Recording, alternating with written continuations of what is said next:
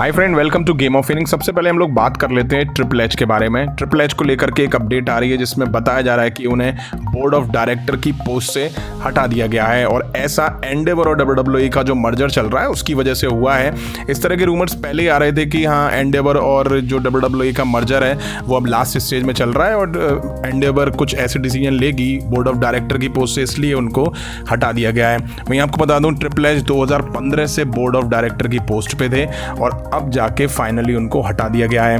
अब देखिए, वो चीफ कंटेंट ऑफिसर भी हैं और शायद हेड ऑफ क्रिएटिव भी हैं, तो अब इसके क्या इंपैक्ट पड़ेंगे डब्ल्यूडब्ल्यूई में, ये तो हो सकता है कि शायद हमें पता ना चले, हो सकता है हमें पता भी चल जाए और देखने को भी मिल जाए। वहीं हो सकता है कि विंस मैकमैन अब धीरे धीरे पावर में लौटें और एक तरह से वो डब्ल्यूडब्ल्यूई को टेक ओवर भी कर सकते हैं और हो सकता है डब्ल्यूडब्ल्यूई में उनकी चले। अब ट्रिपल एच के होने ना होने से क्या इंपैक्ट पड़ेगा ये तो खैर आने वाला टाइम ही हमें बताएगा।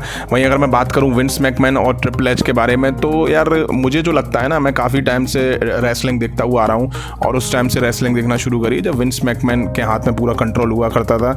बट पिछले एक साल की अगर हम बात करें ट्रिपल एच की, तो सरप्राइजेज एलिमेंट बिल्कुल ख़त्म से हो चुके हैं डब्ल्यूडब्ल्यूई से, और जो शॉकिंग मूवमेंट्स होते हैं ना वो बहुत ही ज़्यादा प्रेडिक्टेबल हो जाते हैं। मतलब आप सपोज ब्रे वाइट की जो वापसी होने वाली है उसको आप महीने खींच रहे हो, सबको एज्यूम हो रहा है कि हाँ भाई वो वापसी करने वाले हैं और वैसे ही हमें देखने को मिला।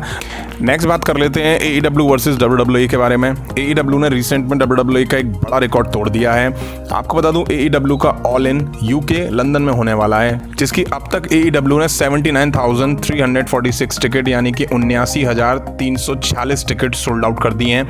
ये अपने आप में एक रिकॉर्ड है। वो भी AEW ऐसा कर रही है, वो भी अमेरिका के बाहर जाके, तो अपने आप में कमाल की चीज़ है। और कमाल इसलिए भी है क्योंकि AEW ने ऐसा करके डब्ल्यूडब्ल्यूई के 1992 में हुए समर स्लैम जो कि यूके में हुआ था उसका रिकॉर्ड तोड़ दिया है। डब्ल्यूडब्ल्यूई के यूके में हुए समर स्लैम में 79,127 अटेंडेंस थी, मतलब कि 79,127 अटेंडेंस थी।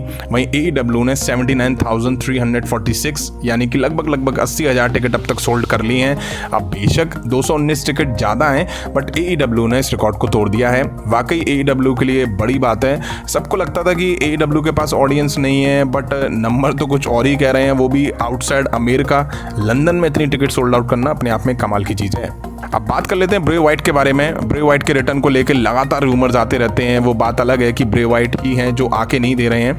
अब ब्रे वाइट को लेकर रूमर्स ऐसे आ रहे हैं कि ब्रे वाइट बहुत क्लोज है मेडिकल क्लियर होने के और जैसे ही ऐसा होगा वो रिंग में रिटर्न कर सकते हुए दिखाई दे सकते हैं। वहीं बताया जा रहा है कि Bray Wyatt career and life threatening बीमारी से रिकवर हो रहे हैं। हालांकि अब ये कौन सी बीमारी है वो अभी तक डब्ल्यूडब्ल्यूई ने ऑफिशियल नहीं करी है। क्या प्रॉब्लम है उनको, इससे रिलेटेड भी कुछ उन्होंने नहीं निकाला है। अब देखते हैं वो कब तक डब्ल्यूडब्ल्यूई में रिटर्न कर पाते हैं। अब बात कर लेते हैं टॉप 10 ऐसे रेसलिंग सुपरस्टार के बारे में जो कि अगस्त 2022 से जुलाई 2023 तक सबसे ज़्यादा सर्च करे गए हैं। फर्स्ट पे बैड बनी है, सेकंड पे जॉन सीना, थर्ड पे रोमन रेंस। ये देख करके थोड़ा अजीब सा लगा। फोर्थ नंबर पे लोगन पॉल, फिफ्थ नंबर पे ब्रॉक लेसनर, सिक्स नंबर पे रे मिस्टीरियो, सेवन नंबर पे रोंडा राउजी, एट्थ नंबर पे कॉडी रूड्स, 9 नंबर पे AEW सुपरस्टार CM पंक और 10th पोजीशन पे है सराया यानी कि पेज, जिन्हें हम डब्ल्यूडब्ल्यूई में पेज नाम से जानते थे। बढ़िया है, 9th और 10th पे AEW के सुपरस्टार सराया यानी कि पेज इस लिस्ट में जगह बना रही है। ये अपने आप में मुझे देख के थोड़ा कमाल लग रहा है, शॉकिंग सा लग रहा है।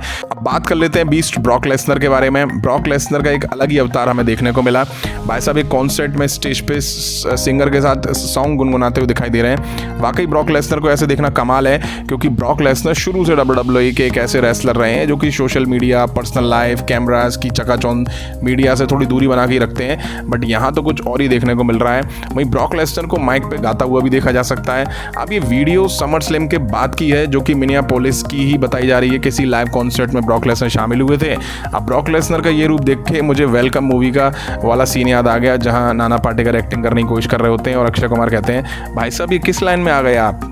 नेक्स्ट बात कर लेते हैं सर्वाइवर सीरीज़ के बारे में जो कि 25 नवंबर 2023 को होने वाला है। अब इस साल सर्वाइवर सीरीज़ की थीम क्या होने वाली है उसके बारे में कुछ नहीं कहा जा सकता है, बट डब्ल्यूडब्ल्यूई के अंदर कुछ का मानना है कि वॉर गेम्स ही इस साल की थीम होने वाली है सर्वाइवर सीरीज़ की। अब सवाल ये कि अगर वॉर गेम्स होता है तो फिर किन दो फैक्शन के बीच ऐसा होता दिखाई देगा। तो अभी की सिचुएशन के हिसाब से team Rollins versus team judgment day के बीच ऐसा होता दिखाई दे सकता है। टीम रॉलिंस में Seth Rollins, Cody Rhodes, Kevin Owens, Sami Zayn और रिडल हो सकते हैं। वहीं जजमेंट डे में Damian Priest, Rhea Ripley, Finn Balor, JD McDonald और जेब कतरा हो सकते हैं। तो इनके बीच हमें वॉर गेम देखने को मिल सकता है। अब देखते हैं ऐसा होता है कि नहीं होता है। तो फ्रेंड, ये थी WWE से रिलेटेड कुछ अपडेट्स जो मैंने आपके सामने रखी। अगर आप वीडियो यहाँ तक देखते हुए अगर अभी तक आपने लाइक नहीं करा तो लाइक करें, चैनल को सब्सक्राइब करें। मिलता हूँ नेक्स्ट वीडियो में। Thank you.